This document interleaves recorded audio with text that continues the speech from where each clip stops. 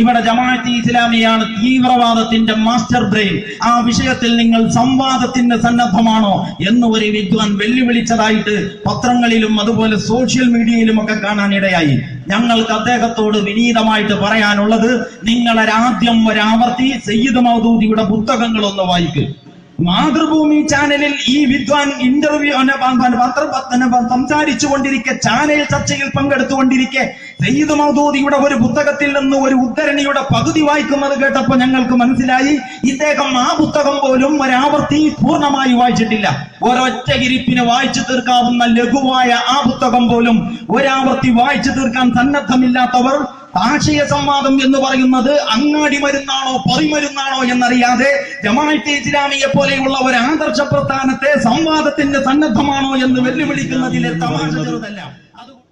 ഒരു ഇസ്ലാമിക പ്രസ്ഥാനമാണ്. ഇസ്ലാമിക പ്രസ്ഥാനങ്ങളുടെ പൊതുവായ മാതൃക പ്രവാചകന്മാരുടെ പ്രസ്ഥാനത്തോടും അവരുടെ പ്രവർത്തന രീതികളോടുമാണ്. പ്രവാചകന്മാർ നമ്മളെല്ലാവരും മനസ്സിലാക്കിയതുപോലെ ഏതൊരു സമൂഹത്തിൽ ഏതൊരു ജനതയിൽ നിയോഗിതരായോ ആ ജനതയുടെ ജീവിതത്തിൽ വന്ന അടിസ്ഥാനപരമായ വ്യതിചലനങ്ങളെയും അബദ്ധങ്ങളെയും ചൂണ്ടിക്കാണിച്ചുകൊണ്ടും കൈകാര്യം ചെയ്തുകൊണ്ടുമാണ് അവരുടെ ആശയം അവർ സമർപ്പിച്ചിട്ടുള്ളത്.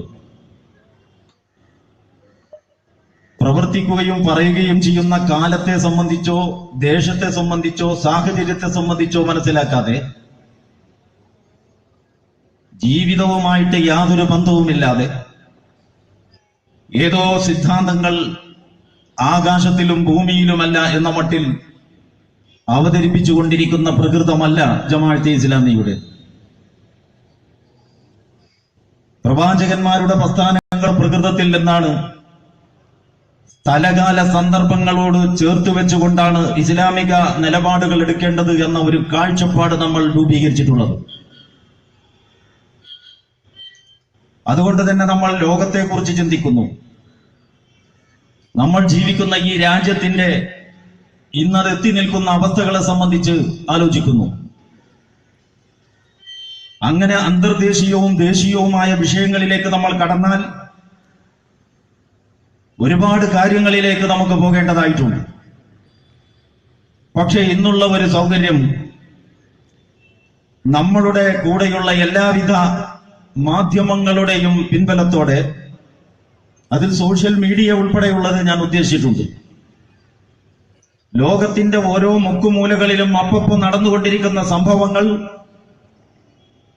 അതിന്റെ എല്ലാ ചൈതന്യത്തോടെയും നമ്മുടെ മുമ്പിൽ വന്നുകൊണ്ടേയിരിക്കുകയാണ്. അതുകൊണ്ട് വസ്തുതകളുടെ വിവരണം ഇപ്പോൾ അത്ര അത്യാവശ്യമുള്ള ഒരു കാര്യമല്ല. ആ ഒരു സൗകര്യം, ആ സൗകര്യത്തിന്റെ ആനുകൂല്യം എഴുത്തുകാർക്കും പ്രഭാഷകർക്കും ഒക്കെ പ്രയോജനപ്പെടുത്താവുന്നതാണ്. നമുക്ക് ചില സൂചനകൾ മതി കാര്യങ്ങൾ ഓർത്തെടുക്കാൻ കഴിയും എന്നതാണ്. ലോകതലത്തിലുള്ള വിഷയങ്ങളിലേക്ക് ഞാൻ എന്റെ സംസാരത്തിന്റെ വേറെ ഒരു ഭാഗത്ത് അത്യാവശ്യമെങ്കിൽ പോകാം. നമ്മൾ ജീവിച്ചുകൊണ്ടിരിക്കുന്ന ഈ രാജ്യത്തെ സംബന്ധിച്ചിടത്തോളം നമ്മുടെ മാധ്യമങ്ങളിലൊക്കെയും ഇപ്പോൾ ചൂടേറിയ ചർച്ചാ വിഷയം ഏക സിവിൽ കോഡിന്റെയും മുത്തലാഖിന്റെയും ചർച്ചകളാണ് എന്ന് നിങ്ങളൊക്കെ മനസ്സിലാക്കുന്നുണ്ട്. എങ്ങനെയാണ് ഇതൊരു മുഖ്യ ചർച്ചാ വിഷയമായി ഇപ്പോൾ തീർന്നത് എന്നതിനെപ്പറ്റി നമ്മൾ ആലോചിക്കേണ്ടതാണ്. യഥാർത്ഥത്തിൽ ഇന്ത്യ രാജ്യം അഭിമുഖീകരിച്ചുകൊണ്ടിരിക്കുന്ന ഏറ്റവും വലിയ ഒരു പ്രശ്നം ഈ പറയപ്പെട്ട രണ്ട് പ്രശ്നങ്ങളാണോ? അല്ല എങ്കിൽ എങ്ങനെയാണ് ഇപ്പോൾ ഈ ചർച്ച മറ്റു പല ചർച്ചകളെയും അട്ടിമറിച്ച് മേൽക്കൈ നേടിയത്? ഈ അജണ്ടകൾ അട്ടിമറിക്കപ്പെടുന്നത് ശ്രദ്ധിക്കണം എന്നാണ് ഞാൻ ചൂണ്ടിക്കാണിക്കുന്നത്. ഈ രാജ്യത്ത് വല്ല ചർച്ചയും വല്ല സംവാദവും നടക്കേണ്ടതുണ്ടെങ്കിൽ അത് ഇന്ന് ഈ രാജ്യത്തിന്റെ കടിഞ്ഞാൺ ഈ രാജ്യത്തെ തന്നെ യഥാർത്ഥത്തിൽ ഉൾക്കൊള്ളാത്തവരുടെ കയ്യിൽ വന്നു ചേർന്നിരിക്കുന്നു എന്നുള്ളതാണ്. ഇന്ത്യ രാജ്യത്തിന്റെ സവിശേഷതകളെ പറ്റി നമ്മൾ പറയാറുണ്ട്. പണ്ടേ നമ്മൾ പറഞ്ഞു പോന്നതും എപ്പോഴും നമ്മൾ ഓർക്കുന്നതുമായ ഒരു കാര്യമാണ്, ഈ രാജ്യം ഒരുപാട് വൈവിധ്യങ്ങൾ കൊണ്ട് നിറഞ്ഞ രാജ്യമാണ്.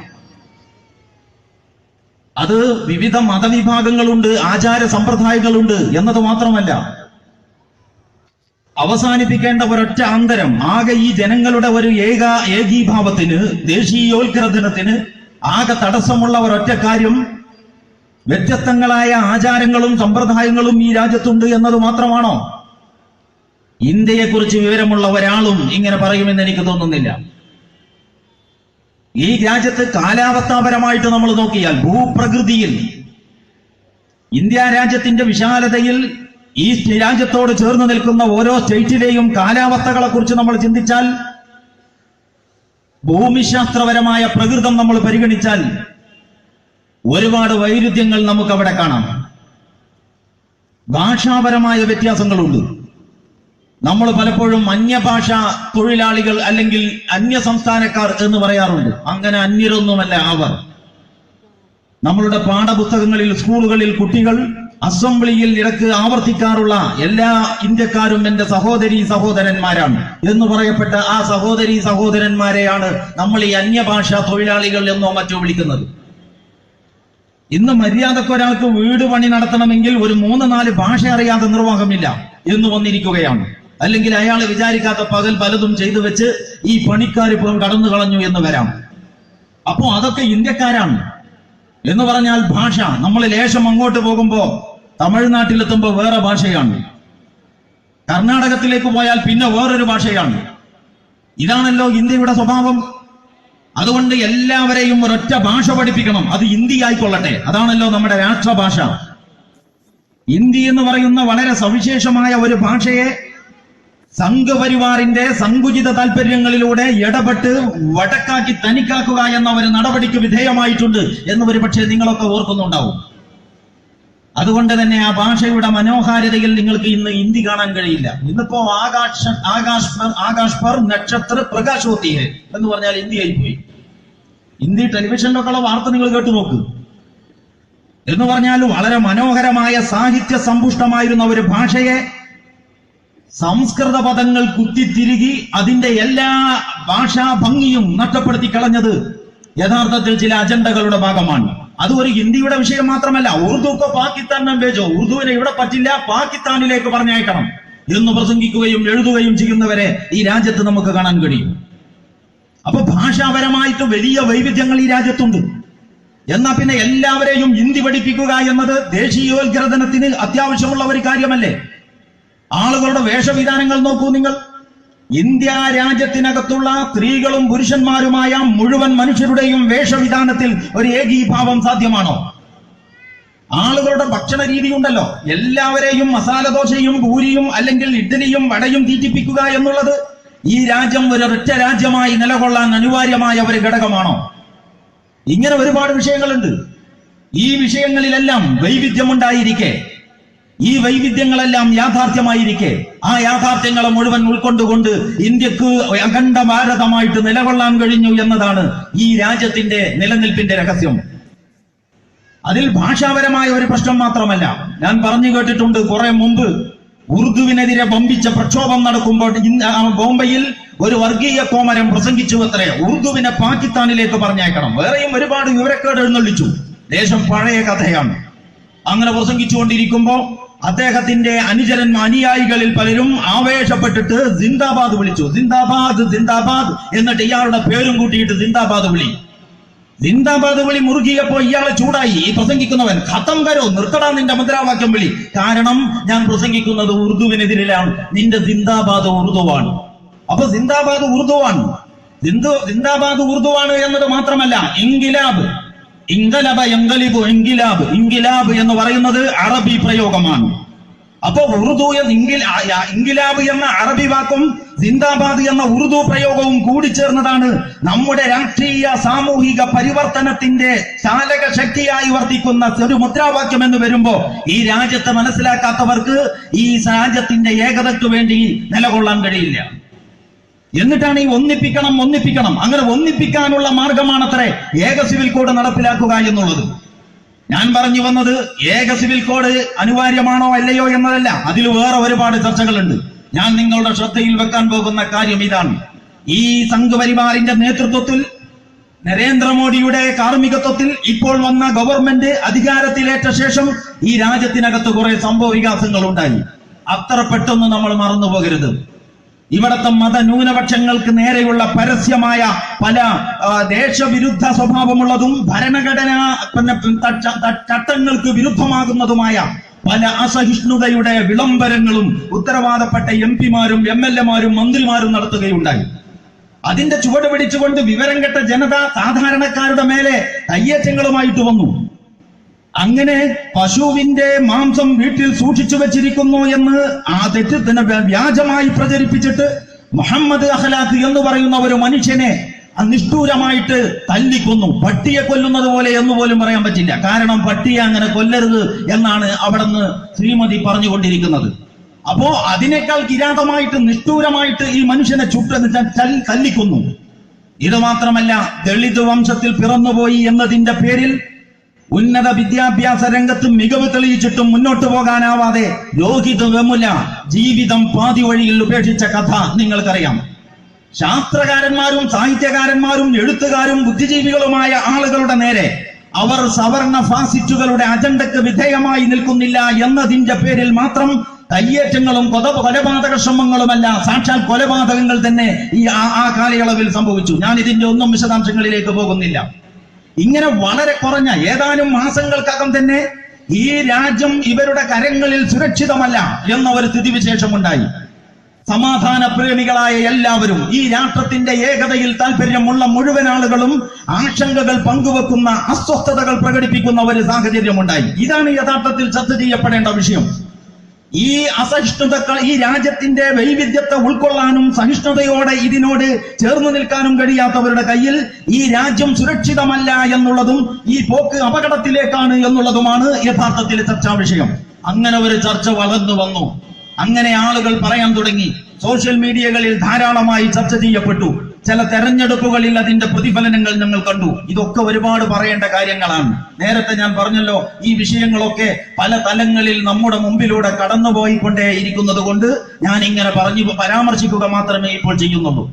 അപ്പൊ ഇങ്ങനെ നരേന്ദ്രമോദിയുടെ ആ നേതൃത്വത്തിൽ ഈ ഗവൺമെന്റ് അധികാരത്തിൽ വന്നതിന് ശേഷം ഇന്ത്യയുടെ ബഹുസ്വരതക്കും ജനാധിപത്യ മതേതര മൂല്യങ്ങൾക്കും വിരുദ്ധമായ പരസ്യമായ ഒരുപാട് സംഭവ പരമ്പരകളുണ്ടായി.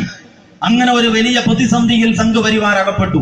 സവർണരും ദളിതരും എന്ന രണ്ട് ചേരിയിലേക്ക് ആഭ്യന്തര ശൈഥില്യങ്ങൾ സംഘപരിവാറിനകത്ത് തന്നെ പ്രകടമായി. അപ്പോൾ ഇങ്ങനെ ഉരുണ്ടുകൂടിയ അസഹിഷ്ണുത മുഖമുദ്രയാക്കിയ ഒരു കൂട്ടരുടെ കയ്യിൽ വൈവിധ്യപൂർണമായ ഒരു രാജ്യം ചെന്നുപെട്ട് അവരതിനെ കൈകാര്യം ചെയ്തപ്പോൾ ഉരുണ്ടുകൂടിയ പ്രതിസന്ധികളിൽ നിന്ന് രക്ഷപ്പെടാൻ ഇപ്പോൾ കാണിക്കുന്ന ഒരു നമ്പർ മാത്രമാണ് ഏക സിവിൽ കോഡും മുത്തലാഖും എന്ന് നിങ്ങൾ മനസ്സിലാക്കണം.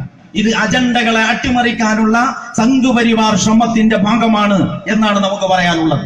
യഥാർത്ഥത്തിൽ വല്ലതും ഇപ്പോൾ ഇവിടെ അടിയന്തര പ്രാധാന്യത്തോടെ ചർച്ച ചെയ്യേണ്ടതുണ്ടെങ്കിൽ ഈ അസഹിഷ്ണുതയുടെ തത്വശാസ്ത്രം ഇവിടെ എന്തുമാത്രം വിപത്തുണ്ടാക്കും ഈ രാജ്യത്തിന്റെ ഏകതക്ക്, അതാണ് ചർച്ച ചെയ്യേണ്ടത്. അങ്ങനത്തെ ഒരു കൂട്ടരുടെ കയ്യിൽ ഈ രാജ്യം വരാതിരിക്കാൻ അല്ലെങ്കിൽ വന്നുപെട്ടതിനെ വിമോചിപ്പിക്കുവാൻ എന്ത് നടപടികളിലാണ് ഈ ജനതയ്ക്ക് ഇനി ഏർപ്പെടാനാവുക, അതിനെപ്പറ്റിയാണ് ആലോചിക്കേണ്ടത്. അവിടെയാണ് യഥാർത്ഥത്തിൽ പ്രതിസന്ധി. അതാണ് നമ്മൾ അഭിമുഖീകരിച്ചു കൊണ്ടിരിക്കുന്ന ഗൗരവപ്പെട്ട വിഷയം. ആ വിഷയങ്ങളെ അട്ടിമറിക്കുന്ന, എന്നിട്ട് സംഘപരിവാറിന്റെ കീഴിൽ ജൽപ്പടിക്ക് നിൽക്കുന്ന പിന്നോക്ക ജനവിഭാഗങ്ങളുടെ കണ്ണിൽ പൊടിയിടുന്നതിന് വേണ്ടി മുസ്ലിം വിരോധം കുത്തിപ്പൊക്കുക എന്ന അജണ്ടയുടെ ഭാഗമാണ്. അതിന്റെ പച്ചയായ പ്രകടനം ഇവിടെ കോഴിക്കോട് വന്നിട്ട് നരേന്ദ്രമോദിയുടെ പ്രസംഗത്തിൽ അദ്ദേഹം പറഞ്ഞു. ഈ സമുദായത്തെ, മുസ്ലിം സമുദായത്തെ ശുദ്ധീകരിക്കുക എന്നതാണ് മുസ്ലിങ്ങളുടെ വിഷയത്തിൽ ഞങ്ങളുടെ അജണ്ട എന്ന് ഒരു വളച്ചുകെട്ടുമില്ലാതെ അദ്ദേഹം വ്യക്തമാക്കുകയുണ്ടായി. മുസ്ലിങ്ങളുടെ നേരെ ഒരുപാട് കയ്യേറ്റങ്ങൾ നടന്നല്ലോ, നിരപരാധികൾ ഒരുപാട് കണ്ണീര് കുടിച്ചല്ലോ. ദളിത് വിഭാഗത്തിൽ നിന്നും ഇതുപോലെ തന്നെ കയ്യേറ്റം ചെയ്യപ്പെട്ട സംഭവങ്ങൾ ധാരാളമുണ്ടായല്ലോ. ഈ രാജ്യത്തിന്റെ അടിസ്ഥാന വിഭാഗങ്ങളിൽപ്പെട്ട ഈ ദളിതരെയും ആദിവാസികളെയും പിന്നോക്ക വിഭാഗങ്ങളെയും മതന്യൂനപക്ഷങ്ങളെയും സമാധാനപ്പെടുത്തുന്ന ഒരു വാക്ക് പറയേണ്ടതിന് പകരം അവരെ ശുദ്ധീകരിക്കുകയാണ് ഞങ്ങളുടെ അജണ്ട എന്ന് പറയുമ്പോൾ ഏക സിവിൽ കോഡും ഈ അജണ്ടയും തമ്മിൽ നല്ല താദാത്മ്യമുണ്ട് എന്ന് നമുക്ക് വേഗം മനസ്സിലാക്കാനാവും.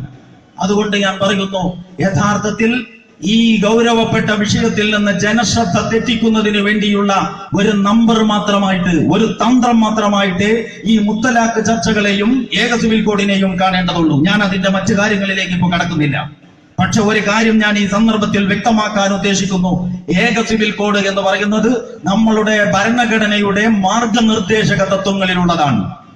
ഈ രാജ്യത്തിലെ ജനങ്ങൾക്ക് അവരവർക്ക് ഇഷ്ടമുള്ളത് വിശ്വസിക്കുവാനുള്ള സ്വാതന്ത്ര്യം, ആ വിശ്വസിച്ചത് പ്രാക്ടീസ് ചെയ്യാനുള്ള, അതനുസരിച്ച് പ്രവർത്തിക്കുവാനുള്ള സ്വാതന്ത്ര്യം, ആ പ്രവർത്തിച്ചു കൊണ്ടിരിക്കുന്നതിലേക്ക് മറ്റുള്ളവരെ ക്ഷണിക്കുവാനുള്ള അഥവാ പ്രബോധനം ചെയ്യാനുള്ള സ്വാതന്ത്ര്യം, അങ്ങനെ freedom of belief, practice and propagate ഭരണഘടന വളരെ അർത്ഥശങ്കയ്ക്കിടയില്ലാത്ത വിധം പ്രഖ്യാപിച്ച മൗലിക തത്വങ്ങളിൽപ്പെട്ടതാണ്. അപ്പൊ ഈ ഭരണഘടനയോട് അത് ഉള്ളടക്കത്തോട് നീതി പുലർത്തി, അതിനോട് കൂറും പ്രതിബദ്ധതയും പുലർത്തി ഈ രാജ്യം ഭരിച്ചുകൊള്ളാമെന്ന് ദൈവനാമത്തിൽ പ്രതിജ്ഞ ചെയ്ത ഭരണാധികാരികൾ ഭരണഘടനയുടെ മൗലിക തത്വങ്ങൾ കാറ്റിൽ പറത്തിക്കൊണ്ട് മാർഗനിർദ്ദേശക തത്വങ്ങളുടെ പിന്നാലെ പോകുന്നതിന്റെ വൈരുദ്ധ്യം യഥാർത്ഥത്തിൽ ചൂണ്ടിക്കാണിക്കപ്പെടേണ്ടതാണ്. അതുകൊണ്ട് ഞാൻ പറയുന്നു, യഥാർത്ഥത്തിൽ ഭരണഘടനയുടെ ഈ മാർഗനിർദ്ദേശക തത്വം ഈ രാജ്യത്തിന്റെ നന്മക്ക് അനുസൃതമല്ല എന്ന് മനസ്സിലാകുന്നുവെങ്കിൽ അത് ഭേദഗതി ചെയ്യുന്നതിനെ കുറിച്ചാണ് ഉത്തരവാദിത്തമുള്ളവർ ചിന്തിക്കേണ്ടത് എന്ന് ഞാൻ ഇവിടെ ചൂണ്ടിക്കാണിക്കുകയാണ്. യഥാർത്ഥത്തിൽ മാർഗനിർദ്ദേശക തത്വങ്ങളിൽ വേറെയും നിർദ്ദേശങ്ങളുണ്ട്. സമ്പൂർണ്ണ മദ്യനിരോധനം ഉൾപ്പെടെയുള്ള വേറെയും വിഷയമുണ്ട്. ഇതിനേക്കാൾ ഏറെ സാമൂഹിക പ്രതിസന്ധി സൃഷ്ടിക്കുന്നതും ഗവൺമെന്റ് ഒരു ആർജവമുള്ള നിലപാടെടുത്തിരുന്നെങ്കിൽ ഒരുപാട് പ്രശ്നങ്ങൾക്ക് പരിഹാരമാകുന്നതുമായ മറ്റു പല പ്രശ്നങ്ങളുമുണ്ട്. അതെല്ലാം തമസ്കരിച്ചുകൊണ്ട് ഏക സിവിൽ കോഡിന്റെ വിഷയം മാത്രം ഉയർന്നു വരുന്നതിന്റെ വൈരുദ്ധ്യം പ്രിയമുള്ളവരെ നിങ്ങൾ ചിന്തിക്കണം. അതുകൊണ്ട് ഞാൻ പറയുന്നു, ഈ സ്വഭാവത്തിലാണ് ഇന്ന് നമ്മുടെ രാജ്യം മുന്നോട്ട് പോയിക്കൊണ്ടിരിക്കുന്നത്. അങ്ങനത്തെ ഒരു അവസ്ഥാവിശേഷത്തിൽ ജമാഅത്തെ ഇസ്ലാമിയെ പോലെയുള്ള പ്രസ്ഥാനങ്ങൾ ഉത്തരവാദപ്പെട്ട അതിന്റെ പ്രവർത്തകരോടും ഈ രാജ്യത്തെ ജനങ്ങളോടും ഈ വർഗീയ സാമുദായിക ധ്രുവീകരണത്തിന് നല്ല സാധ്യതയുള്ള ഈ ഘട്ടത്തിൽ നിന്നുകൊണ്ട് വളരെ ഗൗരവത്തോടെ ചില വിഷയങ്ങൾ ഞങ്ങൾക്ക് പറയേണ്ടതായിട്ടുണ്ട്. അതിലെ ഏറ്റവും പ്രധാനപ്പെട്ട ഒന്നാമത്തെ കാര്യം വർഗീയതയെ വർഗീയത കൊണ്ട് ചെറുക്കുക എന്നുള്ളത്. വർഗീയതയെ സമാന രീതിയിലുള്ള വർഗീയതകൾ കൊണ്ട് പ്രതിരോധിക്കാൻ ശ്രമിക്കുക എന്നുള്ളത് അത്യന്തം അപകടകരമായിരിക്കും എന്നുള്ളതാണ്. അതുകൊണ്ട് വർഗീയ സമീപനങ്ങളോട് നമുക്ക് യോജിപ്പില്ല. ജമാഅത്തെ ഇസ്ലാമി ഈ രാജ്യത്തിലെ എല്ലാ വിഭാഗം ജനങ്ങളെയും അഭിമുഖീകരിക്കുന്ന പ്രസ്ഥാനമാണ്. നേരത്തെ പറഞ്ഞു, 2017 ജനുവരി 14 ജില്ലാ സമ്മേളനം നടക്കുമ്പോ ആ ജില്ലാ സമ്മേളനത്തിന്റെ മുഖ്യമുഖം മുസ്ലിം സമുദായവുമായി ബന്ധപ്പെട്ട ചില വിഷയങ്ങളിൽ കേന്ദ്രീകരിക്കാം എന്നാണ് ജമാഅത്തെ ഇസ്ലാമി തീരുമാനിച്ചത്. സാധാരണ ജമാഅത്തെ ഇസ്ലാമിയുടെ സമ്മേളനങ്ങളിൽ സമൂഹത്തിലെ എല്ലാ വിഭാഗം ജനങ്ങളും പങ്കെടുക്കാറുണ്ട്.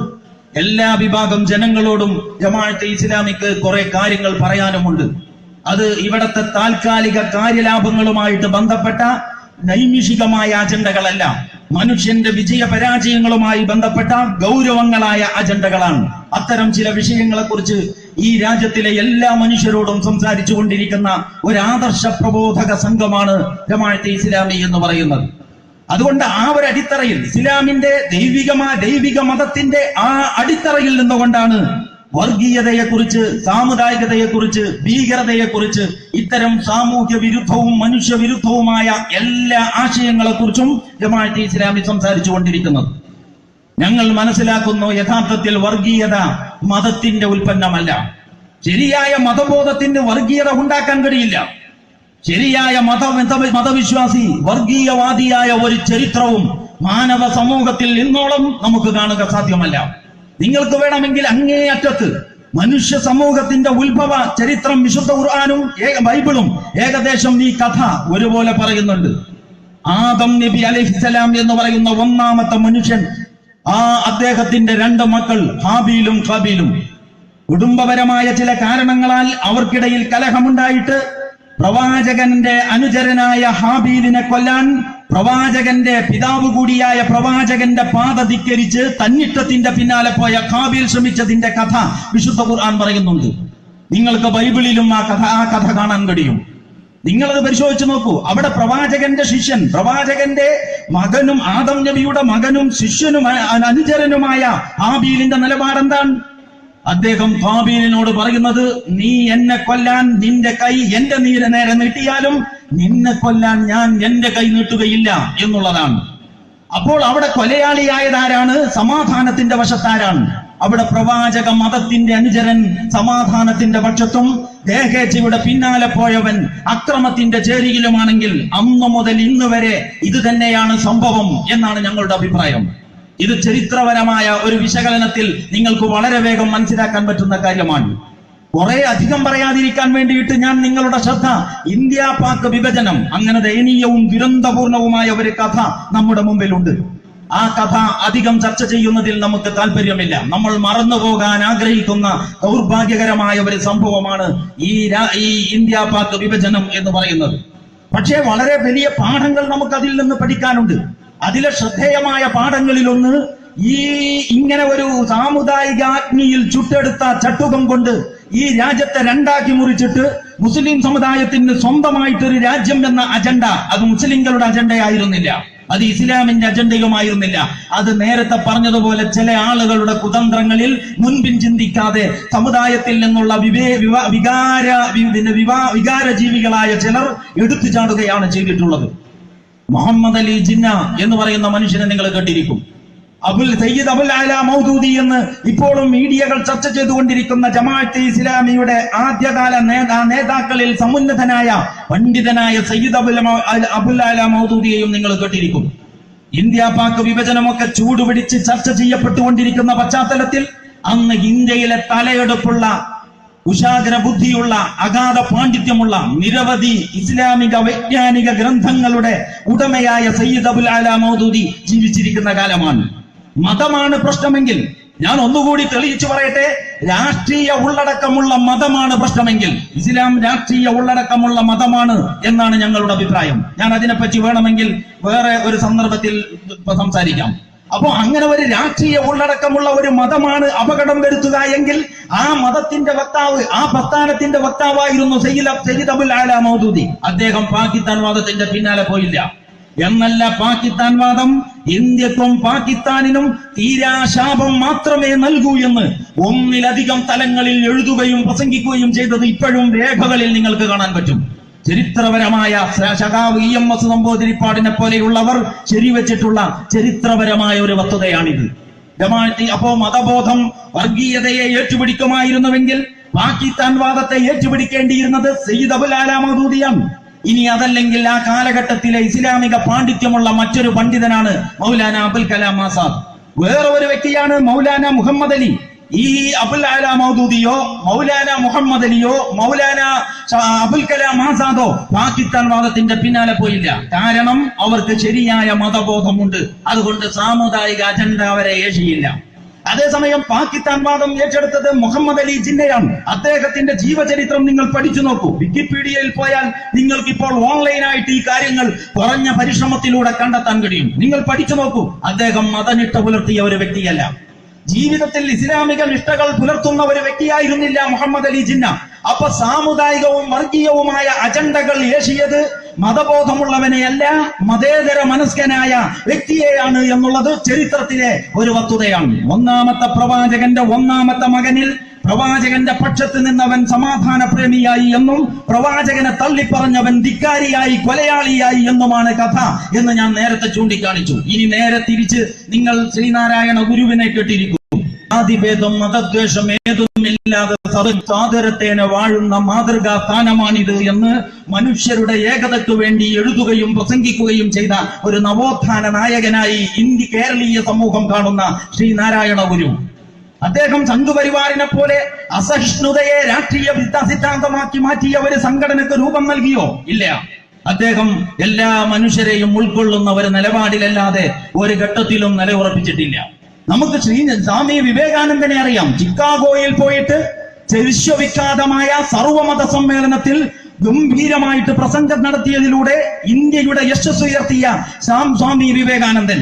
ആ സ്വാമി വിവേകാനന്ദൻ സംഘപരിവാറിന്റെ ഇതുപോലെയുള്ള അസ്ക്യതയും അസഹിഷ്ണുതയും മുഖമുദ്രയായ ഒരു സംഘടനക്ക് ജന്മം നൽകിയിട്ടില്ല. മതബോധമാണ് പ്രശ്നമുണ്ടാക്കുന്നതെങ്കിൽ ഇവര് രണ്ടുപേരുമായിരുന്നു ഒരു വർഗീയ സംഘടനക്ക് രൂപം നൽകേണ്ടിയിരുന്നത്.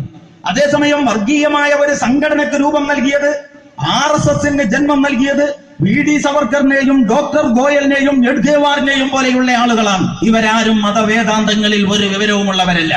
അപ്പൊ ശരിയായ മതബോധമുള്ളവൻ ഒരു കാലത്തും വർഗീയവാദിയായിട്ടില്ല. അതുകൊണ്ട് ഞങ്ങൾ പറയുന്നു, വർഗീയതയുടെ സ്ഥായിയായ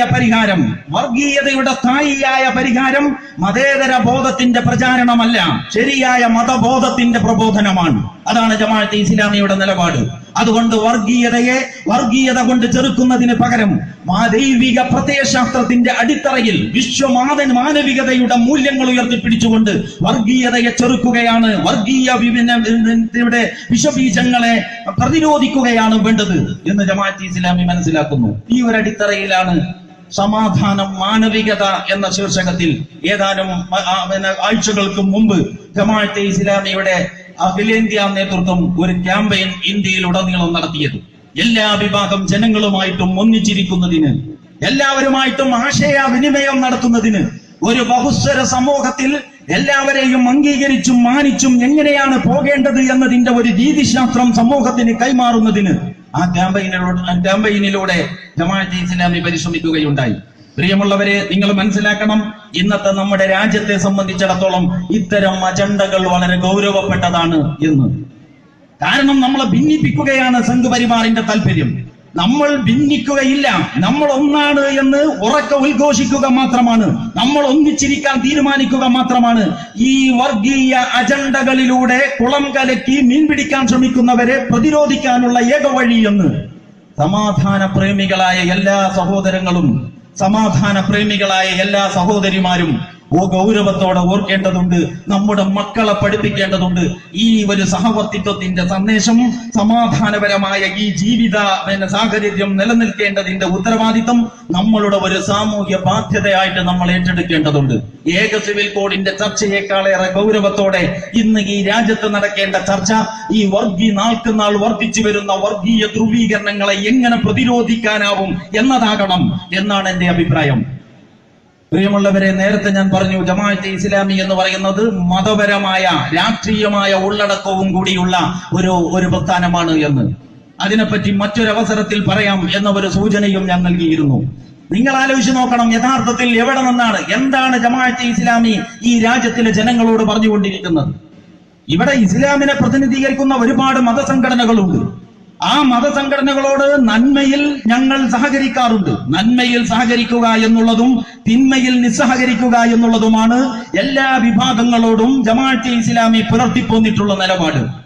ആ അടിസ്ഥാനത്തിൽ ഈ മുസ്ലിം മതസംഘടനകൾ നിറവേറ്റിക്കൊണ്ടിരിക്കുന്ന സേവനങ്ങളെ ഞങ്ങൾ വിലമതിക്കുന്നു. അത് ഈ സമൂഹത്തിന്റെ ഉന്നമനത്തിനും ഉയർച്ചക്കും വ്യക്തികളുടെ സംസ്കരണത്തിനും അതിൻ്റെതായ ഒരു പങ്ക് വഹിക്കുന്നു എന്ന് ഞങ്ങൾ അംഗീകരിക്കുകയും ചെയ്യുന്നു. പക്ഷെ ഞങ്ങൾക്ക് എന്നാലും ചില കാര്യങ്ങൾ ആ വിഷയത്തിൽ ഒരൽപ്പം കൂടി മുന്നോട്ട് കടന്ന് ഈ രാജ്യത്തിലെ ജനങ്ങളോട് പറയേണ്ടതായിട്ടുണ്ട്. നമ്മളെല്ലാവരും അള്ളാഹുവിൽ അല്ലെങ്കിൽ ഈശ്വരനിൽ, ദൈവത്തിൽ വിശ്വസിക്കുന്നവരാണ്. എന്റെ ഈ പ്രസംഗം കേട്ടുകൊണ്ടിരിക്കുന്ന മുഴുവൻ ആളുകളോടും ഞാൻ പറയുന്നു, നിങ്ങൾ പ്രപഞ്ചനാഥൻ അല്ലെങ്കിൽ ഈശ്വരൻ എന്ന് പറയുമ്പോ എങ്ങനത്തെ ഒരു ശക്തിയെയാണ് നിങ്ങൾ മനസ്സിലാക്കുന്നത്? നമ്മളുടെ ഒരു സ്വകാര്യ ഒരു മാനസികമായ സുഖത്തിന് നമുക്കിങ്ങനെ സോപ്പടിക്കാൻ, നമ്മളുടെ മനസ്സിൽ താലോളിച്ച് കൊണ്ട് നടക്കാൻ എന്തോ ഒരു മൂർത്തി വേണം എന്നതാണോ വിഷയം? എങ്കിൽ അങ്ങനെ ഒരു മൂർത്തി കൊണ്ട് എന്ത് പ്രയോജനമാണ്? ഇനി അങ്ങനെ ഒന്നില്ല എന്ന് സങ്കല്പിച്ചാൽ എന്താണ് സംഭവിക്കാൻ പോകുന്നത്? ഇങ്ങനെ മനുഷ്യന്റെ സ്വകാര്യ ജീവിതത്തിൽ നമ്മൾ പ്രസാദിപ്പിച്ചും പ്രീണിപ്പിച്ചും നമ്മുടെ കസ്റ്റഡിയിൽ ഒരു ദൈവം, ഇങ്ങനെ ഒരു ദൈവത്തെ മനസ്സിലാക്കാൻ ഞങ്ങൾക്ക് കഴിഞ്ഞിട്ടില്ല. ഞങ്ങൾ അള്ളാഹു എന്ന് പറയുന്നത് പ്രപഞ്ചത്തിന്റെ നാഥൻ, അറബി ഭാഷയിൽ അൽ ഇലാഹ് എന്നത് അതിന്റെ ഭാഷ, അറബി ഭാഷ വ്യാകരണ നിയമപ്രകാരം ലോപിച്ചാണ് അള്ളാഹു എന്ന പദം ഉണ്ടായിട്ടുള്ളത്. അറബിയിൽ അൽ ഇലാഹ് എന്ന് പറയുന്നത് മലയാളത്തിൽ ആ ദൈവം എന്ന് പറയുന്നതിന് തുല്യമാണ്. ഇംഗ്ലീഷിൽ ദി ഗോഡ് എന്ന് പറയുന്നത് പോലെയാണ്. ദി ഗോഡ് എന്ന് പറഞ്ഞാൽ ആ ദൈവം എന്നാണ്. അതാണ് അൽ ഇലാഹ്. അതിന്റെ അറബിയാണ് അൽ ഇലാഹ്. ഇത് അറബി ഭാഷാ നിയമപ്രകാരം ലോപിച്ചാണ് അള്ളാഹു എന്നുണ്ടായിട്ടുള്ളത്. അപ്പോ അള്ളാഹു എന്ന് പറയുന്നത് മുസ്ലിങ്ങളുടെ ഒരു കുലദൈവത്തെ സംബന്ധിച്ചല്ല. ജമാഅത്തെ ഇസ്ലാമിയുടെ കാഴ്ചപ്പാടിൽ അള്ളാഹു എന്ന് പറയുന്നത് ഈ പ്രപഞ്ചത്തിന്റെ നാഥനെ പറ്റിയാണ്.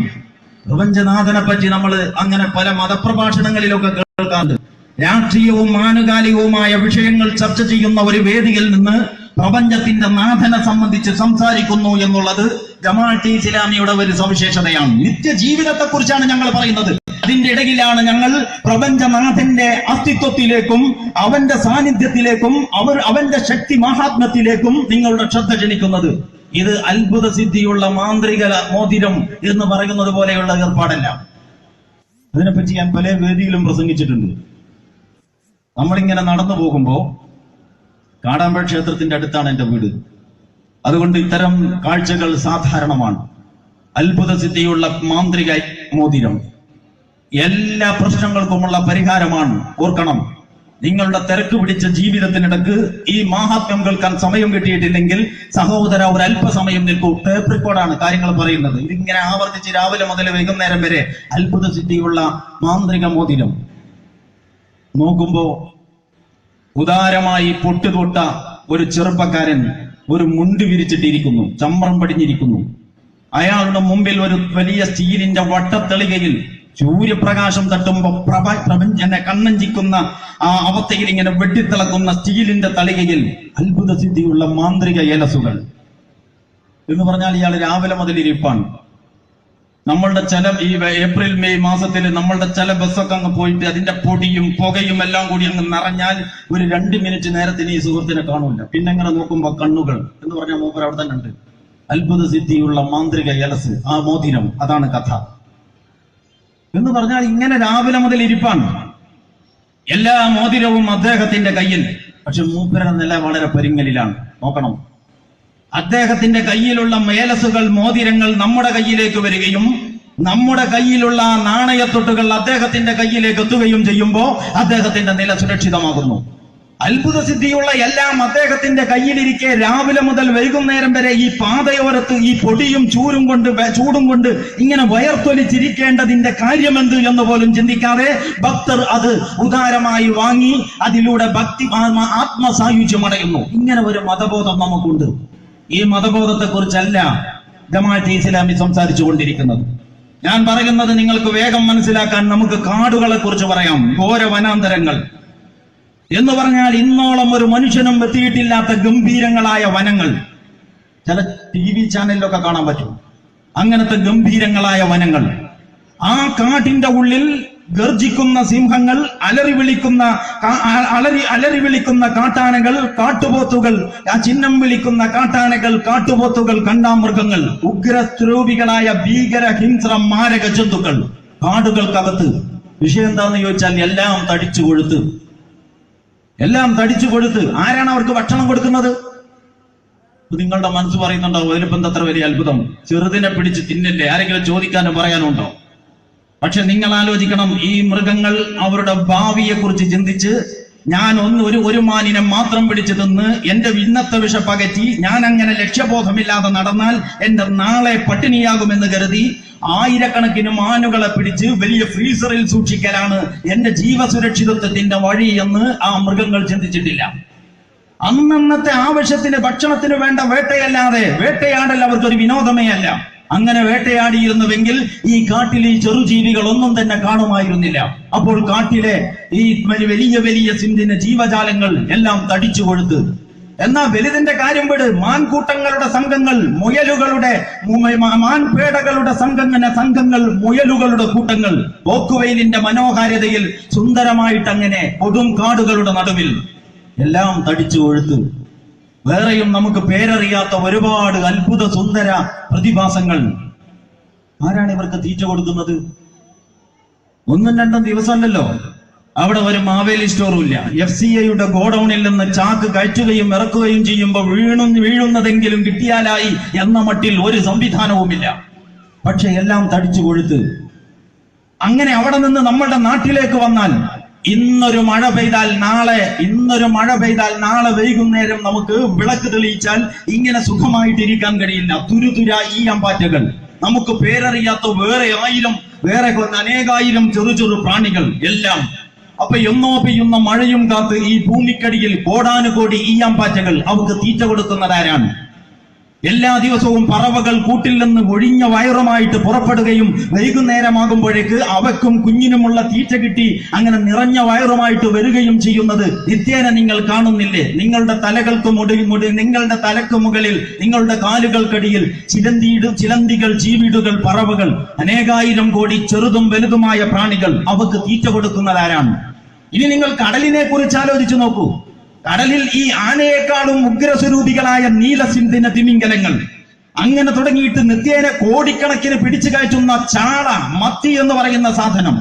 ഇന്നിപ്പോ ഈ ഒരു ദിവസം കോഴിക്കോട് ജില്ലയിൽ മാത്രം മാർക്കറ്റുകളായ ചെറുതും വലുതുമായ മുഴുവൻ മാർക്കറ്റിലും എത്രയായിരം ഈ മത്സ്യമുണ്ടാകും എന്ന് നിങ്ങൾ ഓർക്കുന്നുണ്ടോ? എല്ലാം മാംസളമായി നല്ല തടിച്ചു കൊഴുത്ത്, വെറും തലയും എള്ളും മുള്ളും മാത്രമല്ല തടിച്ചു കൊഴുത്ത മത്സ്യങ്ങൾ. അപ്പൊ എന്റെ വിഷയം ഇതാണ്. ആ കാട്ടിലും ഈ കരയിലും ആ കടലിലും ഈ കോടാനുകോടി വരുന്ന ജീവജാലങ്ങൾക്ക് ഇടതടവില്ലാതെ അന്നം നൽകി ഈ പ്രാപഞ്ചിക വ്യവസ്ഥിതിയെ സംരക്ഷിക്കുന്നവനാരാണ്? അല്ലാഹുല്ലദീ ഖലഖകും ثم رزقكم ثم يميتكم ثم يحييكم هل من شركائكم من يفعل من ذلكم من شيء. ഈ പ്രപഞ്ചത്തിന്റെ നാഥനാരോ അവനാണ് നിങ്ങളെ സൃഷ്ടിച്ചത്. അവനല്ല നിങ്ങളെ സൃഷ്ടിച്ചതെങ്കിൽ വിശുദ്ധ ഖുർആനിന്റെ ഒരു വെല്ലുവിളിയുണ്ട്. ജനങ്ങളെ ഇതൊന്ന് കേട്ടു നോക്കൂ. ഖുർആൻ പറയുകയാണ്, ജനങ്ങളെ ഞാൻ ഒരു ഉപമ പറയാം, നിങ്ങളൊന്ന് കേട്ടു നോക്കൂ. അള്ളാഹുവിനെ കൂടാതെ നിങ്ങളുടെ ആവശ്യ പൂർത്തീകരണത്തിന് വേണ്ടി നിങ്ങൾ കണ്ടെത്തിയിട്ടുള്ള ഏതെങ്കിലും കേന്ദ്രങ്ങൾക്ക് ഒരു ഈച്ചയെ പടക്കാനാകുമോ? അല്ല. അവയുടെ മുമ്പിൽ നേർച്ച വെച്ച, കാണിക്ക വെച്ച സാധനം വല്ലവരും ഒരു ഈച്ച അപഹരിക്കാൻ വന്നാൽ ആ ഈച്ചയെ തടയാൻ ഇവർക്കാകുമോ? അവർക്കൊരു ഈച്ചയെ സൃഷ്ടിക്കാനാകുമോ? അവരുടെ കാണിക്കകൾ ഒരു ഈച്ച അപഹരിക്കാൻ വന്നാൽ തടയാനുള്ള ശേഷി അവക്കുണ്ടോ? ഈ ചോദിക്കുന്നവനും ചോദിക്കപ്പെടുന്നവരും എത്ര ബലഹീനർ. അതുകൊണ്ട് അല്ലാഹുല്ലദീ ഖലഖകും, അല്ലാഹുവാണ് നിങ്ങളെ സൃഷ്ടിച്ചത്. അതായത് ഈ പ്രപഞ്ചത്തിന്റെ നിങ്ങൾ എന്ത് പേര് പറഞ്ഞാലും കൊള്ളാം, ജഗദീശ്വരൻ, പരമേശ്വരൻ, സർവേശ്വരൻ, വിശ്വംഭരൻ, ഈശ്വരൻ, യഹോവ, ഏത് പേരിൽ പറഞ്ഞാലും കൊള്ളാം. ഈ പ്രപഞ്ചത്തിന്റെ ഈ ആവാസ വ്യവസ്ഥകളെ മുഴുവൻ വളരെ മനോഹരമായി നിയന്ത്രിച്ച് നിലനിർത്തുന്ന ശക്തി ഏതോ അവനെ പറ്റിയാണ് പറയുന്നത്. നേരത്തെ ഞാൻ പറഞ്ഞിട്ടുണ്ട്, ദി ഗോഡ് എന്ന് പറയുന്നതിന്റെ അതേ ആശയമാണ് അള്ളാഹു എന്ന വാക്കിനുള്ളത്. അല്ലാതെ അത് മുസ്ലിങ്ങളുടെ കുലദൈവമല്ല. അതുകൊണ്ട് അല്ലാഹുല്ലദീ ഖലഖകും, ഈ പ്രപഞ്ചത്തിന്റെ നാഥനാരോ അവനാണ് നിങ്ങളെ സൃഷ്ടിച്ചത്. തുമ്മ റസഖകും, അവനാണ് നിങ്ങൾക്ക് ഭക്ഷണം നൽകിയത്. തുമ്മ യുമീതുക്കും, അവനാണ് നിങ്ങളെ അവധി കഴിയുമ്പോ തിരിച്ചു വിളിക്കുന്നത്. തുമ്മ യുഹ്യീക്കും, അവൻ തന്നെയാണ് നിങ്ങളെ വീണ്ടും പുനരുജ്ജീവിപ്പിക്കുന്നത്. നിങ്ങൾ ഈ കന്നുകാലികളെ പോലെയല്ല. സവിശേഷമായ ബുദ്ധിയും കഴിവുകളും നൽകപ്പെട്ടവന് സവിശേഷമായ ബാധ്യതകളും ചുമതലകളും ഉണ്ട്. ആ ചുമതലാ നിർവഹണത്തിൽ നിങ്ങൾ എവിടെ നിൽക്കുന്നു എന്നറിയാൻ നിങ്ങൾക്ക് വീണ്ടും ഒരവസരം. അങ്ങനെ സുമ്മ യുഹ്യീക്കും, അവനാണ് നിങ്ങളെ വീണ്ടും പുനരുജ്ജീവിപ്പിക്കുന്നത്. ഹൽ മിൻ ശുറകായിക്കും മൻ യഫ്അലു മിൻ ദാലികും മിൻ ഷൈ. നിങ്ങൾ ഈ ആദരിച്ച് ബഹുമാനിച്ച് കൊണ്ടു നടക്കുന്ന ഏതെങ്കിലും ശക്തികൾക്ക് ഈ പറയപ്പെട്ട കാര്യങ്ങൾ ഏതെങ്കിലും നിറവേറ്റുന്നതിൽ വല്ല പങ്കുമുണ്ടോ എന്ന ഒരു ചോദ്യമുണ്ട്. അതുകൊണ്ട് ഞങ്ങൾ വളരെ വിനയത്തോട് പറയുന്നു, ഈ പ്രപഞ്ചത്തിന്റെ നാഥനേതോ ആ നാഥന് വഴിപ്പെടുക എന്നതാണ് മനുഷ്യനെ സംബന്ധിച്ചിടത്തോളം കരണീയമായിട്ടുള്ളത്. ആ പ്രാപഞ്ചിക വ്യവസ്ഥയുടെ പൊതു താളത്തിന് മനുഷ്യൻ വിധേയമാകുമ്പോ അവന്റെ ജീവിതത്തിനും സന്തുലിതത്വം ഉണ്ടാകും. ആ താളക്രമത്തോട് അവൻ മതെതിരിട്ട് നിൽക്കാൻ തീരുമാനിച്ചാൽ അന്നു മുതൽ അസന്തുലിതത്വം പ്രകടമാകും. അതുകൊണ്ട് വിശുദ്ധ ഖുർആൻ ഒരിടത്ത് ഇങ്ങനെ പറയുന്നതായിട്ട് നിങ്ങൾക്ക് കാണാം, നിങ്ങളുടെ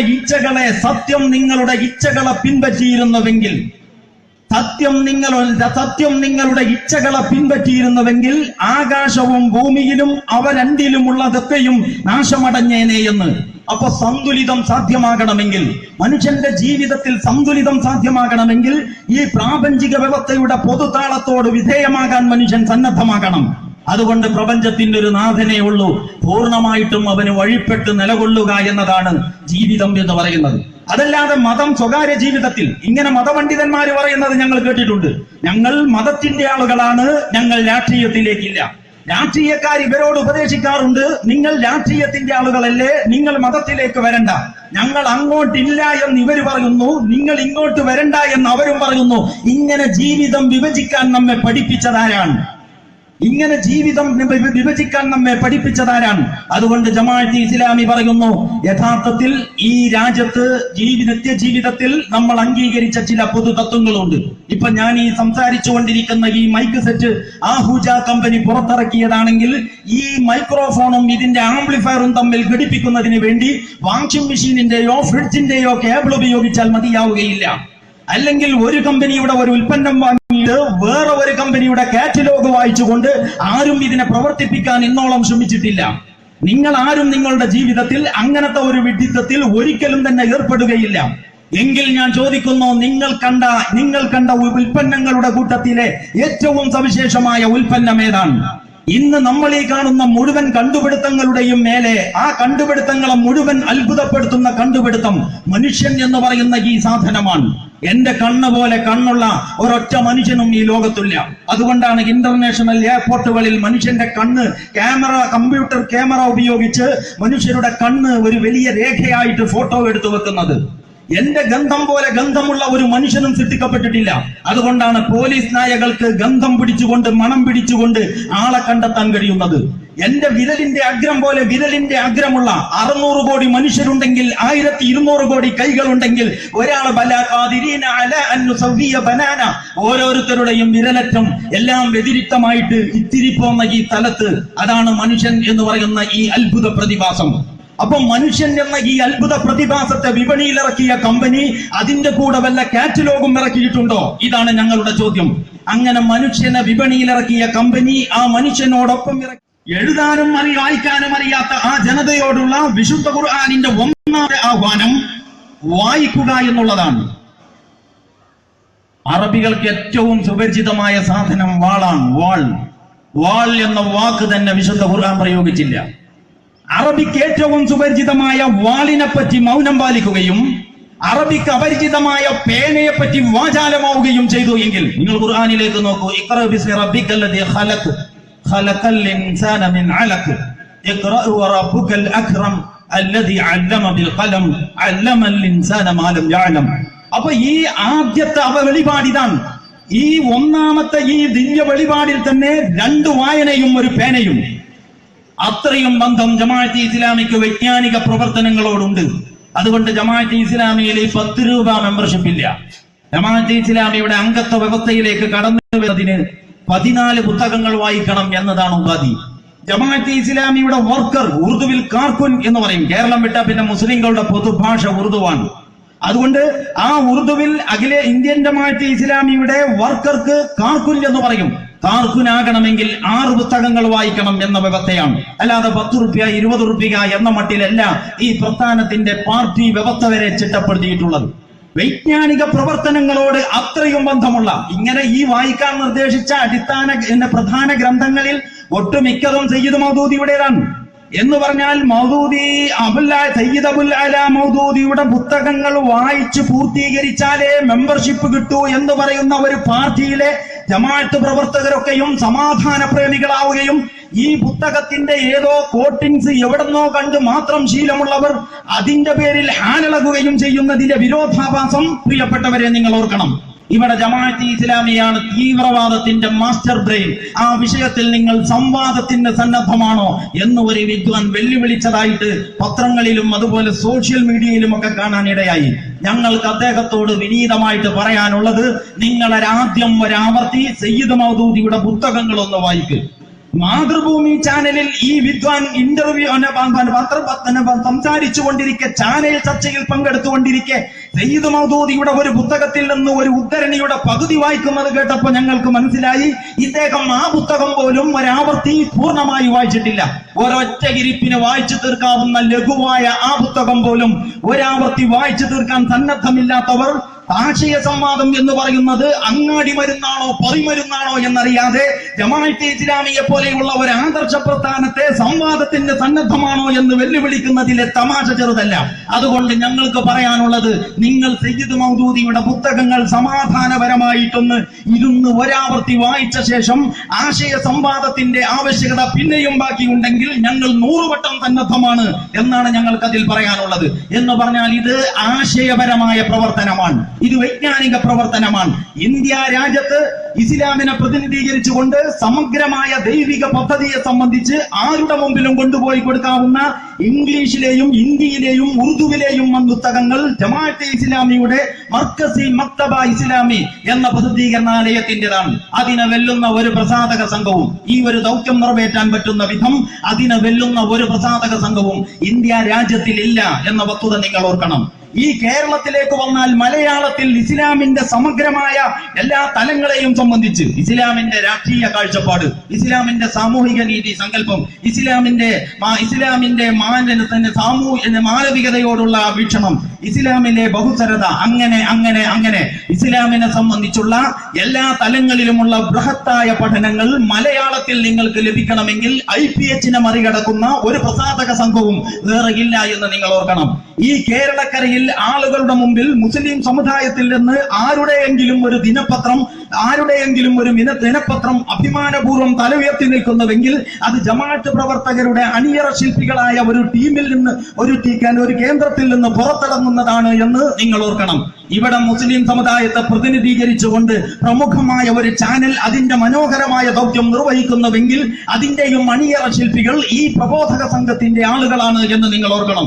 അക്ഷരങ്ങളോടും ആശയങ്ങളോടും ഇത്രമാത്രം അഗാധമായ ബന്ധമുള്ള ഒരു കൂട്ടരെ എവിടെന്നോ വന്നിട്ട് ഒരുത്തൻ കയറി എന്തോ വെല്ലുവിളിച്ചാൽ അങ്ങനെ പതറിപ്പോകുന്നതല്ല ഈ പ്രസ്ഥാനം എന്ന വസ്തുത സഹോദരന്മാർ ഓർക്കണം. അതുകൊണ്ട് ഞങ്ങൾക്ക് പറയാനുള്ളത്, സമാധാനപരമായ അന്തരീക്ഷത്തിൽ ആശയ പരിവർത്തനത്തിന് വേണ്ടി, നേരത്തെ ഞാൻ പറഞ്ഞല്ലോ, ഇന്ത്യ വിഭജനത്തിന്റെ ആ ദയനീയമായ അല്ലെങ്കിൽ ആ സംഘർഷ ഭരിതമായ സാഹചര്യം, അതിനെപ്പറ്റി നിങ്ങൾക്ക് ചരിത്ര പുസ്തകങ്ങളെ കാണാൻ പറ്റും. ഫ്രീഡം അറ്റ് മിഡ് നൈറ്റ്, സ്വാതന്ത്ര്യം അർദ്ധരാത്രിയിൽ പോലെയുള്ള പുസ്തകങ്ങളിൽ അതിന്റെ വിഹ്വലത പറഞ്ഞാൽ മനസ്സിലാവില്ല. ഇതിന്റെ ഇന്ത്യ വിഭജനത്തിന്റെ തൊട്ടുടനെ ഉണ്ടായ കലാപങ്ങളുടെയും കൊള്ളിവെപ്പിന്റെയും കൊലപാതകങ്ങളുടെയും ഭീകരത പറഞ്ഞാൽ മനസ്സിലാവില്ല. അതൊന്നല്ല എന്റെ വിഷയം. എന്റെ വിഷയം എന്താണെന്ന് ചോദിച്ചാൽ, ആ കലാപബാധിത പ്രദേശങ്ങളിലെ ജമാഅത്ത് പ്രവർത്തകർക്ക് ജമാഅത്തെ ഇസ്ലാമി ഹിന്ദ് 1950-കളിൽ നോക്കണം, 1950-കളിൽ ചില നിർദ്ദേശങ്ങൾ നൽകി. റൂദാദ് ജമാഅത്തെ ഇസ്ലാമി എന്ന് പറഞ്ഞുകൊണ്ട് ജമാഅത്തെ ഇസ്ലാമിയുടെ പ്രവർത്തന റിപ്പോർട്ടുകൾ അച്ചടിച്ച് വ്യവസ്ഥാപിതമായി പ്രസിദ്ധീകരിക്കുന്ന ഒരു സമ്പ്രദായം ജമാഅത്തെ ഇസ്ലാമിക്കുണ്ട്. എല്ലാ ആഭ്യന്തര ചർച്ചകളും അച്ചടിച്ച് ആളുകൾക്ക് വായിക്കാൻ വേണ്ടി കൊടുക്കും. ഉറുദുവിൽ അത് ഒരുപാട് കിട്ടും. മലയാളത്തിൽ 5 ഭാഗമേ പരിഭാഷപ്പെടുത്തി വന്നിട്ടുള്ളൂ. അതിൽ 5ാമത്തെ ഭാഗത്തിൽ ഞാൻ ഈ പറയുന്നത് കാണാം. എന്ന് പറഞ്ഞാൽ ജമാഅത്തെ ഇസ്ലാമി എന്ന പ്രസ്ഥാനം അതിന്റെ പ്രവർത്തകർക്ക് നൽകിയ ഒരു നിർദ്ദേശമാണ്. കലാപബാധിത പ്രദേശങ്ങളിലെ പാലിക്കേണ്ട മര്യാദകളാണ് അതിൽ പറയുന്നത്. അതിലെ ഒന്നെന്താണെന്നറിയോ? ഒരു ജമാഅത്ത് അംഗത്തിന്റെ മുമ്പിൽ വെച്ച് ഒരു വ്യക്തിയോ ഒരു കുടുംബമോ ആക്രമിക്കപ്പെട്ടാൽ, ആക്രമിക്കപ്പെടുന്നവൻ മുസ്ലിമാണെങ്കിലും അല്ലെങ്കിലും ശരി, അയാൾ നിങ്ങളോട് അഭയം ചോദിച്ചാലും ഇല്ലെങ്കിലും ശരി, സ്വന്തം ജീവൻ അപകടപ്പെടുമെന്ന് വന്നാലും അദ്ദേഹത്തിന് സംരക്ഷണം കൊടുക്കാൻ ഇറങ്ങി പുറപ്പെടേണ്ടതാണ്. ഇത് രാഷ്ട്രീയമായ എന്തോ ആവശ്യത്തിന് ഇന്നലെ തട്ടിയുണ്ടാക്കിയതല്ല. 1950-കളിൽ തന്നെ അതിന്റെ പ്രവർത്തകർക്ക് ജമാഅത്തെ ഇസ്ലാമി കൊടുത്ത സന്ദേശം ഇതാണെന്നറിയുമ്പോ ഈ ഒരു കാഴ്ചപ്പാട് രൂപപ്പെടുത്തിയെടുത്തത് ഇസ്ലാമിക പ്രത്യയശാസ്ത്രത്തോടുള്ള അതിന്റെ പ്രതിബദ്ധത കൊണ്ടാണ്. ആ പ്രതിബദ്ധതയിൽ നിന്ന് ഞാൻ എന്റെ സംസാരത്തിന്റെ ആദ്യ ഭാഗത്ത് പറഞ്ഞിരുന്നു, അന്തർദേശീയ സാഹചര്യങ്ങളെ പറ്റി സമയം അനുവദിക്കുമെങ്കിൽ മറ്റൊരു സന്ദർഭത്തിൽ പറയാം. 2015 സെപ്റ്റംബർ മാസത്തിൽ ജമാഅത്തെ ഇസ്ലാമി IS ഇസ്ലാം അല്ല എന്ന് പറഞ്ഞുകൊണ്ടൊരു ക്യാമ്പയിൻ നടത്തി. IS എന്ന് പറഞ്ഞാൽ അദ്ദൗല അൽ ഇസ്ലാമിയ്യ ഫിൽ ഇറാഖി വശാം, അഥവാ ഇറാഖും ഷാമും, ഷാം എന്ന് പറഞ്ഞാൽ സിറിയ, ഇറാഖും സിറിയയും കേന്ദ്രീകരിച്ചുകൊണ്ട് ഒരു ഇസ്ലാമിക രാഷ്ട്രമല്ല, ഒരു പൈശാചിക രാഷ്ട്രം, അദ്ദൗല ഗൈർ ഇസ്ലാമിയ്യ എന്നാണ് യഥാർത്ഥത്തിൽ പറയേണ്ടത്. ഒരു അനിസ്ലാമിക രാഷ്ട്രം, മനുഷ്യന്റെ ജീവന് വില കൽപ്പിക്കാത്ത, മൻ ഖതല നഫ്സൻ ബിഗൈരി നഫ്സിൻ ഔ ഫസാദിൻ ഫിൽ അർളി ഫകഅന്നമാ ഖതല അന്നാസ ജമീഅ. ഒരാൾ അന്യായമായി മറ്റൊരുത്തനെ കൊന്നാൽ അയാൾ ഭൂമിയിലെ മുഴുവൻ മനുഷ്യരെയും കൊന്നവനെ പോലെയാണ് എന്ന് പഠിപ്പിച്ച ഖുർആനിന്റെ വക്താക്കളിൽ നിന്ന് മനുഷ്യന്റെ ജീവിതം കൊണ്ട് ജീവൻ കൊണ്ട് കളിക്കുന്ന ഇത്തരം ഒരു റൗഡി സംഘം എങ്ങനെ ഉണ്ടാവാനാണ്? ഈ അടുത്ത് ഞാനൊരു വാർത്ത വായിച്ചു. ഈ IS സോഷ്യൽ മീഡിയകളിലൂടെ പ്രചരിപ്പിച്ചുകൊണ്ടിരിക്കുന്ന കൊലപാതക ദൃശ്യങ്ങൾ അവർക്ക് രൂപപ്പെടുത്തിയെടുക്കുന്നതിന് വലിയ ഒരു സംഖ്യ പെന്റഗൺ നൽകിയെന്ന്. അതിനെപ്പറ്റിയൊക്കെ നിങ്ങൾ വേറെ പഠിച്ച് മനസ്സിലാക്കേണ്ടതാണ്. അപ്പൊ ഇത് വിതക്കുന്നതും കൊയ്യുന്നതും സാമ്രാജ്യത്വ ശക്തികളാണ്. സന്തുലിതമായ ഒരു ഇസ്ലാമിനെ കുറിച്ച് കാഴ്ചപ്പാടില്ലാത്ത അല്പജ്ഞാനികളായ ആളുകളെ അവർക്ക് വിലക്കെടുക്കാനായി എന്ന് വേണം കരുതാൻ. അങ്ങനെ ലോകത്ത് നടന്നുകൊണ്ടിരിക്കുകയാണ്. ജമാഅത്തെ ഇസ്ലാമിയുടെ സങ്കേതങ്ങളല്ല, പദാവലികളല്ല, സാക്ഷാൽ ദീനുൽ ഇസ്ലാമിന്റെ പദാവലികളെയാണ് ഈ IS ദുരുപയോഗപ്പെടുത്തിക്കൊണ്ടിരിക്കുന്നത്. അതുകൊണ്ട് തന്നെ ഇസ്ലാമികമായ ഒരു അടിത്തറയിൽ അതിനെ അഭിമുഖീകരിക്കാൻ ജമാഅത്തെ ഇസ്ലാമിക്ക് അധികം ആലോചിക്കേണ്ടി വന്നില്ല. IS ഇസ്ലാമല്ല. 2015 സെപ്റ്റംബറിൽ ഇവിടെ ഇപ്പൊ കഴിഞ്ഞ മാസത്തോടെയൊക്കെയാണ് IS-നെ കുറിച്ച് നമ്മുടെ സാമുദായിക പത്രങ്ങളും അതുപോലെ തന്നെ മതസംഘടനകളും മതപണ്ഡിതന്മാരും എഴുതാനും പറയാനും തുടങ്ങിയത്. അങ്ങനെ പറയാൻ തുടങ്ങിയപ്പോ ഈ പാപഭാരം വേറെ വല്ലവരുടെയും പിരടിയിൽ കെട്ടിവെച്ചാൽ ഞങ്ങൾ രക്ഷപ്പെട്ടു എന്ന ഒരല്പബുദ്ധിയിലേ അവരെത്തിയുള്ളൂ. ഇങ്ങനെ പരസ്പരം അങ്ങോട്ടും ഇങ്ങോട്ടും ചളിവാരി എറിഞ്ഞതുകൊണ്ട് തീവ്രവാദ അജണ്ടകളെ മുസ്ലിങ്ങളുടെ മേൽ മുസ്ലിങ്ങളെ തീവ്രവാദികളാക്കി മാറ്റി ഈ എല്ലാം എന്താണ് നശിപ്പിക്കുവാനുള്ള ഗൂഢശ്രമങ്ങളെ പ്രതിരോധിക്കാനാവുകയില്ല എന്ന് ഈ സന്ദർഭത്തിൽ ഞങ്ങൾ ഓർമ്മപ്പെടുത്തുകയാണ്.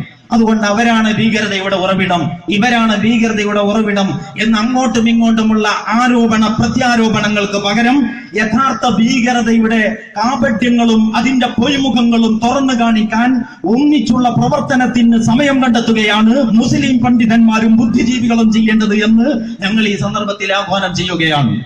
നമുക്ക് ആ ദൗത്യത്തിൽ ഇവിടുത്തെ സമാധാന പ്രേമികളായ എല്ലാ മനുഷ്യരെയും കൂട്ടാം.